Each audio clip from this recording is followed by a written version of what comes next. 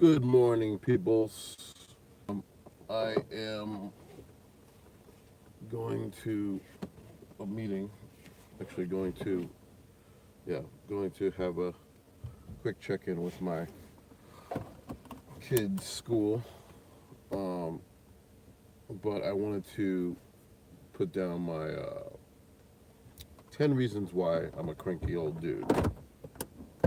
Um, Actually, I came up with another, like, I had 10 reasons, and now I came up with the 11th reason, just as I was, like, in my brain.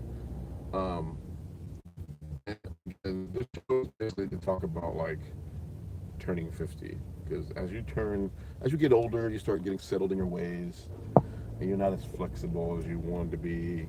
I mean, at least me, I'm more kind of like set in my way. Like, I want this to happen, I want that to happen, blah, blah, blah, blah, right? So I do notice that I get a little bit more irritable when I'm doing certain things like driving or having annoying conversations with people that I don't necessarily respect. But anyway, so 10 reasons why I'm a cranky old dude.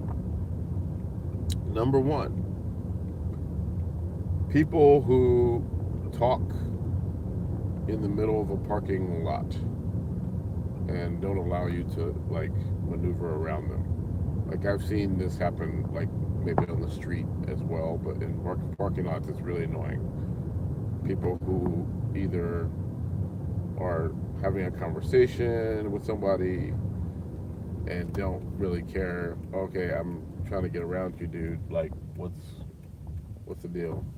Um, that's super annoying to me because I'm trying to like get something done for the day, and I feel like a lot of times my patience wanes on people who take up my time. That could be anything. That could be just like wasting my time doing a project or wasting my time doing, you know, waiting in line. Actually, that's another thing is waiting in line for people who can't make up their mind. Where was I? I was at Whole Foods the other day, and somebody was ordering coffee, and all I wanted was a cup of coffee. I didn't want like a latte. I didn't want like a complicated drink. And this person was like, let me see. What do you have? And I was like, and I had to say it out loud, like, wow, man, this line is so slow.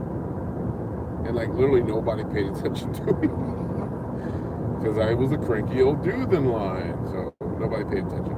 So anyway, that's number two. Actually, I'll put that number two. Waiting in line for people who can't make up their minds. Waiting in line. So actually, I had 12. So maybe I'll get rid of my one of my 10. Number. So yeah, number. What's number? Now we're at number what? Number two? Number three? All right, number three. The man. Who do I mean by the man? I guess what I mean by that is the constant like work situation. Like I have this entrepreneurial spirit, and a part of me is always trying to be like, what can I do to like do that side hustle that's gonna make me rich and famous? And for me, I've always felt like having a regular job was not necessarily beneath me, but it was not something I really wanted to do as like a consistent thing. Like I've had some pretty messed up jobs. I think the worst job I ever had was standing in between the different toll, like you know the bridge toll things where the cars go through. I had to stand. This is when I was in college, by the way. I had to stand in between each of the little columns and count the number of people inside each car. And that was like smog, smoke, exhaust coming into my lungs. Not very fun. That wasn't a very fun job. I think if I'd done that for more than a month, I probably would have gotten cancer. But yeah, that was pretty bad. So when I think about that, I think about like, you know, the education I've received. It kind of sucks because nowadays you look at like, especially in like the era of like share economy, the jobs nowadays are so just like, you know, basically the share economy is taking away a lot of the money from regular jobs. People can do stuff sort of like there's actually an ad for this company just started that basically it's like a freelance kind of thing. It's sort of like an hourly hire, like you can hire people who freelance to do basically the same job as someone who's been trained for years and years and years on the same job. So it's kind of like that kind of sucks in a way. Anyway, so I say the man, like having to go to work every single day to earn a paycheck and living paycheck to paycheck, not necessarily my kind of fun, my type of fun. Number two. What did I put down for number two?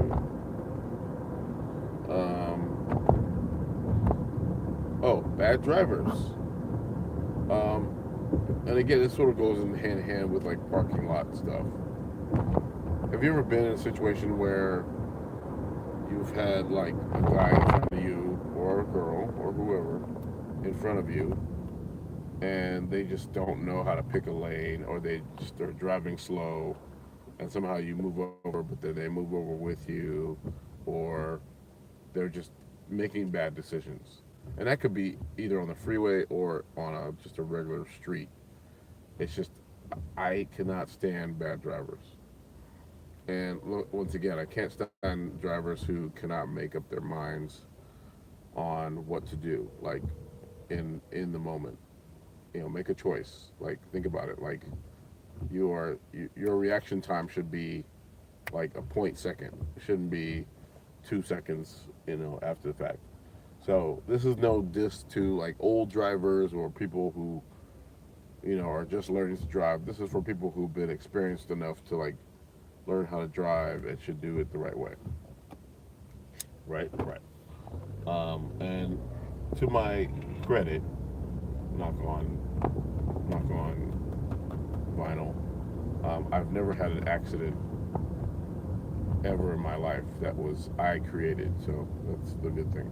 I've actually bumped into somebody's car backing up, but that wasn't necessarily an accident. That was just backing up, and someone backed up into me. Um, so anyway, number three. Sorry, I'm just toys, and not necessarily toys, but toys in every nook and cranny. So I have two children. They're very near and dear to me. I love them to death. But one thing that my wife and I don't agree on is having like literally a space where adults can cohabitate and where a space where children cohabitate. Because for me, um, I enjoy a space where I can do my thing in peace and quiet of like not having children there, like basically have their stuff everywhere. So if you walk in my house on a regular day where it's like a Saturday and the kids have been home all day, you will see, like, you walk in the living room, you see Lego, and then you walk a little bit more, books, which is fine, but books on the floor, not books on the table. And then you'll see what else? Or Beyblade accessories. Beyblades, we might do a review of Beyblades.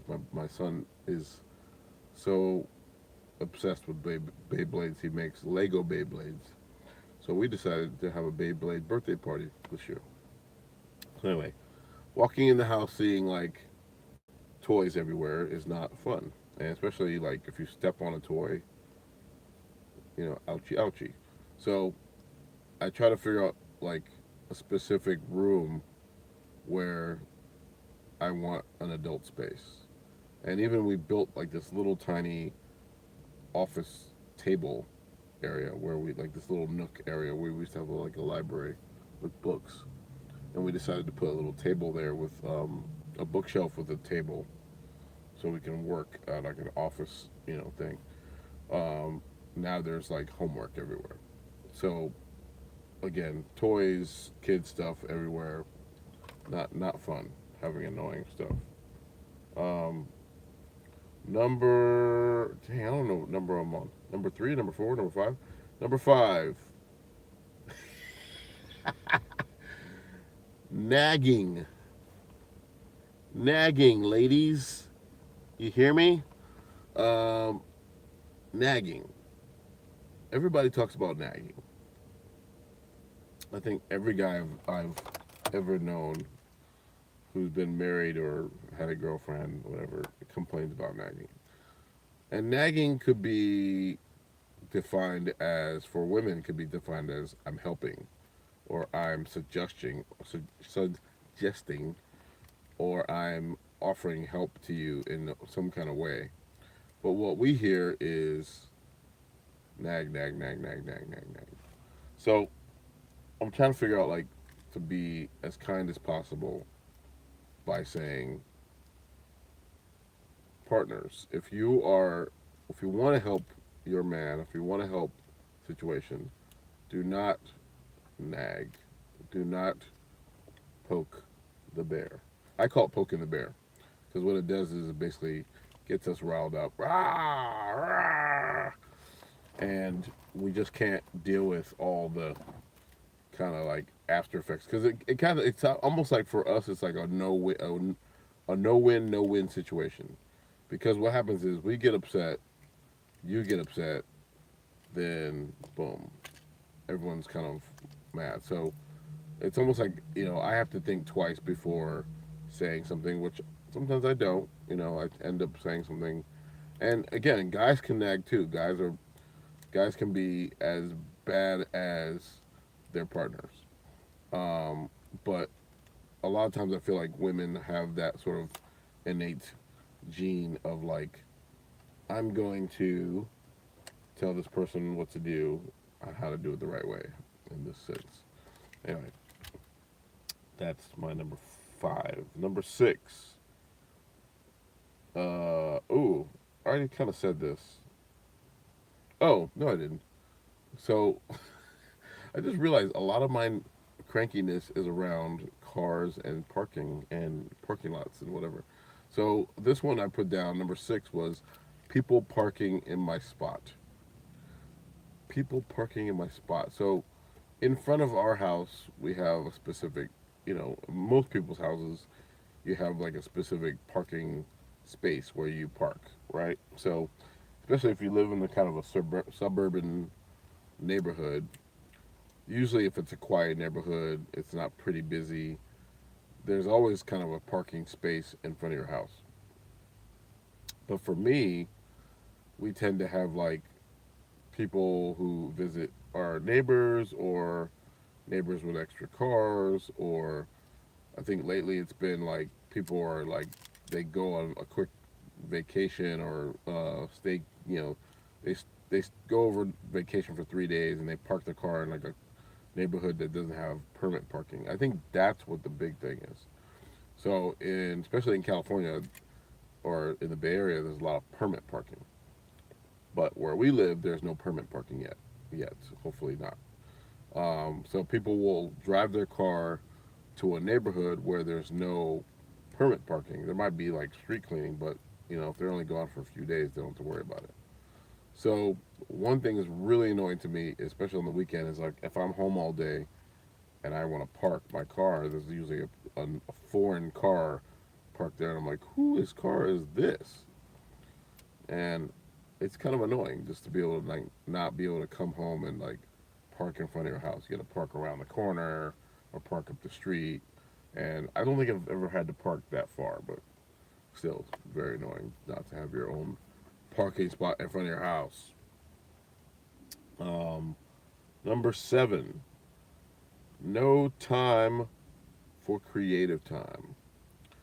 So, no time for creative time. That means basically I never have enough time to develop projects. Like if I'm doing music projects or some kind of entrepreneurial thing, I never have the headspace or the physical space to create time for myself. And I wonder if that's basically due to me not giving myself time to like develop the idea, or to once I have the idea to like implement the idea in the timely manner that I want to do. Because I have a ton of ideas, it's just about like organizing those ideas and then figuring out which one do I want to start first. And normally things that are like a paid gig, like someone's hiring me to do something, that usually takes precedent over stuff, and that's kind of unfortunate because I don't want to like do something for just money. I want to do something for creative space. And oftentimes too, like I'll ask people to collaborate, and I'll get like, yeah, I'm a little busy, or this or that, or I won't get a call at all, and that'll kind of push back that time as well. So really, just me, my crankiness comes from not having an outlet to create sometimes. So if it's music, I want to like play with my band or do something on that level, or if it's something that's a little deeper, is how do I create the space and how do I create the headspace to actually make that happen. So that's part of like, me getting old too, is like I feel like I'm running out of time. So I feel part of that is I need to be able to have time to develop these ideas, and things take time. Like I actually wrote a book. Well, there's two things I've done. I've written a book, and I've actually been trying to write a play based on a book that I used to read to my kids. And I look back at the original concept or the emails or whatever notes I've been taking, and I'm talking about like 6 years, 7 years, 8 years back. I was like working on these things, and again, I know that like a lot of times for creators, things take like that long. I mean, think about Pixar movie, that takes like 4 or 5 years for each movie to just get into the conceptual development. But again, if you don't have a starting point, or you don't have a sort of a moving point, it sort of like feels weird not to have that. I think about number eight. Number eight, Bay Area music scene. The Bay Area music scene. Well, well, well. Hello, Bay Area music scene. All right. So this is my crankiness about the Bay Area music scene. I know that there's a music scene here because I myself work in music publishing. So I know that there's a lot of Bay Area artists here. I know there's a lot of Bay Area artists who do things here or do things abroad, like touring and performing and writing and developing. So I've seen it. I've seen the business side. I've seen the artistry side. What gets me about the Bay Area music scene is that we we as the younger, I would say, from where I started in the '90s to now, that that demographic, because I know the older folks still collaborate. I know there's a lot of genres of music that people still collaborate on, like rock and folk and things like that. But I think in the R&B, jazz, um, maybe even hip hop genre, I think collaboration is few and far between. And what annoys me is so many talented people here, and you think about like there's nobody really harnessing that talent. Like there's nobody like taking people in and doing like a writing session or production sessions. I mean, if I'm not seeing it, then send me a comment. But I'm not seeing it. I'm really not seeing like the development side of the Bay Area music scene. Unless it's like people are like doing their little secret stuff. I don't really see it happening here. And maybe it won't happen here. Maybe there's no market here. But what's sad about it is like I've seen a lot of groups come and go, and I've seen people get signed to label deals and development deals, and then peter out. It just goes sour or it comes and goes. I see artists here who are making big strides, but the thing is, there's only one or two artists here that are really making noise on the next level, like radio, you know, performing, you know, performance art, whatever. It'd be fun to see like more than just one or two or a handful of artists make it here. We're a big market now. We have the one of the biggest, largest basketball teams here. We have tech here. It would be nice to see like an actual art scene, music scene happen here. So I don't know how to do it, but I'd be love to be a part of that creativity. Number nine. I'm going. I had 12, so I'm gonna go number nine. Number nine. Flaky people. This could go with the whole music scene situation. Like, cause I feel like with the music scene, it's the same kind of thing. Like, there are people who will be down to like work with you or down to like develop music with you, and then all of a sudden like you call them, oh man, can't make it. And this actually happened recently. Actually, I set up a voice session with a friend of mine, and then I got a text saying, oh, sorry, I totally forgot, or sorry, I can't do it. I have to work that day. And I'm just like, man, like, what is it gonna take for people to just be on top of it? And it's not even a money thing. Like, again, money will come. The money will be there. Like, the idea is to first create the concept or to develop the idea, and then if something happens with it, man, it's like money will be there. Money will come. But you have to start with something. You gotta take one little bit of effort to move forward. You got to move forward with something. So I don't know. Like when I lived in Los Angeles, it was kind of the same thing. There were a lot of flaky people around, like people who didn't really didn't have enough talent to be that flaky. But I think here there's a lot of talent and there's a lot of flakes. So I wish there was a way, like a happy medium, to like have, both. Again, I get it. Like if you're busy, you're not really a flake. You're just busy. But if you're just kind of like afraid to, and this is again, once again, I'm talking about people who are afraid of success. I think are highly flaked or highly flakeable, because you're sort of denying yourself of like moving to the next level of your career, and that's that. Number 10, doing too many chores. Doing too many chores. I do a lot of chores, y'all. I clean. I clean that kitchen like spotless. Um, Lately, my room has been a little bit messy, but I tend to keep the main rooms in my house very clean, like the living room, kitchen, bathrooms. Um, and I do get cranky because I feel like it's funny when I'm cleaning. I feel like it relaxes me, but at the same time, it's like stresses me out because I'm watching everybody else kind of sitting with their feet up, eating popcorn. No, just kidding. But when I'm cleaning, I'm like, oh, people will help me. I'm tired of this. So what makes me cranky is that my children are getting older, but they're not getting as more developed in the cleaning process. And again, I know everybody, all parents have the same issue.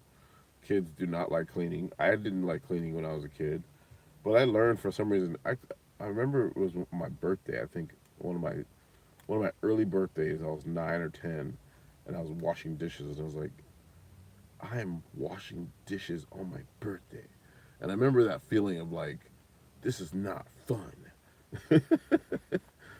But I don't know. Like for some reason, I just think that cleaning is so like what do they call it?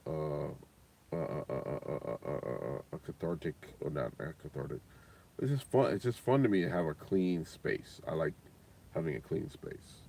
But yeah. I mean, again, I like cleaning. I like making things look orderly. So that's part of my thing. But I definitely don't like doing too many chores because if I'm the only one doing it, it makes me cranky. I need help.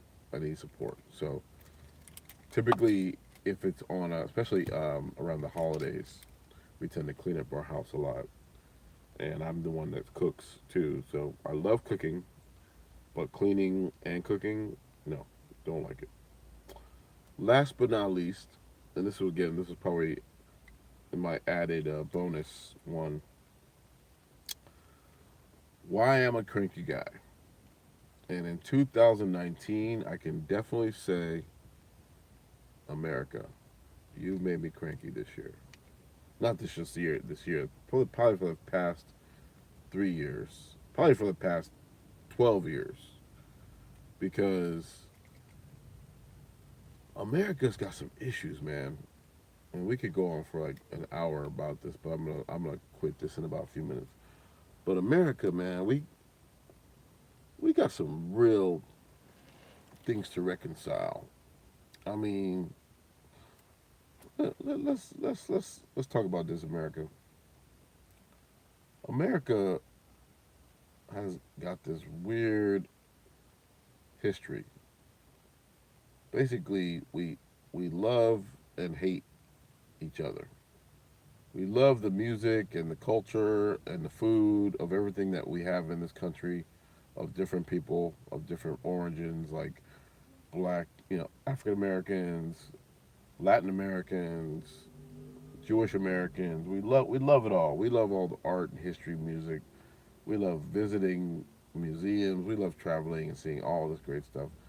But when it comes down to it, man, we do not like each other. We do not like each other. I I love seeing a neighborhood that's mixed with every different person in the world. But if you go to somewhere where it's very isolated, people don't really associate or hang out with people outside of their own culture or race or religion, they tend to be very salty. And that's what my confusion is about this country is you're here in this whatever. I don't even call it melting pot because the melting pot is that's a bad word now. But you're in this diverse kind of civilization. This is not like I don't even know what country has only one person anymore. And you're talking about immigrants. You're talking about whoever, black people. You're talking about people of color. In ways that like don't make sense. Like just take my culture for instance. We were brought here under very messed up pretenses. And we struggled in the field. We did a lot of stuff to like make this country great. And then people say, "Go back to Africa," or "You're lazy," or "You're this," or "You're that." Like, what, dude? Back up. You make that makes no sense at all. What you're talking about?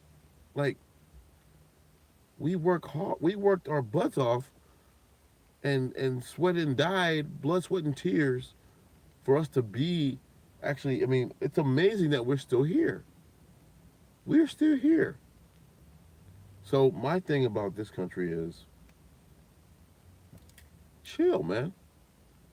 Chill. Back up. We don't need that. We don't need that. We don't need all that dumb stuff. Honestly. I mean, everybody here is an immigrant. Everybody here has been came from somewhere else, except for the Native Americans. So I don't hear all this like we're here, we're that, and then close it up and blah blah blah blah blah blah blah blah. Blah. No, no, you don't get to do that. This is this land. This land is our land.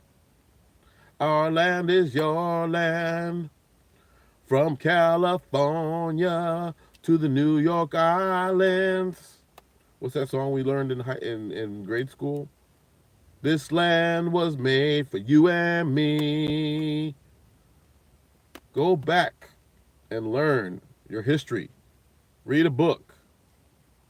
Stop creating or rewriting history.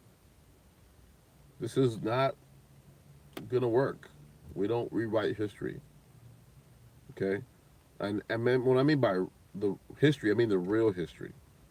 Like, go back and read real history. Read some books. Learn about historically what happened to this country. Look at the violence of this country. Look how violently taken this country was. You know? So when you talk about all that yang yang, I ain't with that. So that's probably my number one cranky moment, cranky feeling about this. About 10 reasons I'm a cranky dude. That's the number one reason. So anyway, hope you enjoyed this show. I'm gonna post something more lighthearted at some point. It's gonna be 10 qualities that I feel that I retain in my life that make me a good person and not a cranky dude. So anyway, this is Cranky Old Dude signing out. Hope you had a good day. Take care.